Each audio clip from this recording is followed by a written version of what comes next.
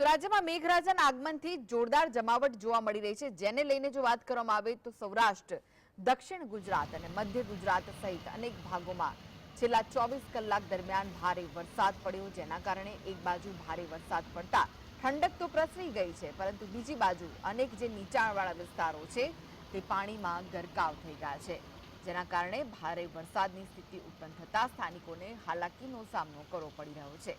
આ સાથે જ અનેક સ્થળોએ જળભરાવની સ્થિતિનું નિર્માણ થયું છે, તો લોકોની મુશ્કેલી પણ વધી છે, કારણ કે લોકોની અવરજવર કરવું મુશ્કેલ થઈ ગયું છે। ભારે વરસાદથી અનેક જગ્યાએ પાણી ભરાયા અને લોકોને હાલાકીનો સામનો કરવો પડી રહ્યો છે। સ્થાનિય પ્રશાસનની કામગીરી સામે પણ અનેક સવાલ ઉઠી રહ્યા છે। પ્રી મોન્સૂનની કામગીરીની પોલ ખુલતી પડતી દેખવા મળી રહી છે। સ્થાનિકોએ આક્ષેપ કર્યો છે કે દર વખતે આ સમસ્યા જોવા મળે છે, પાણી ભરાય છે, છતાં તંત્ર દ્વારા સમસ્યાનું કાયમી નિરાકરણ નથી થતું, જેને લઈને દર વર્ષે જ્યારે વધુ વરસાદ વરસે તો લોકોને હાલાકીનો સામનો કરવો પડે છે।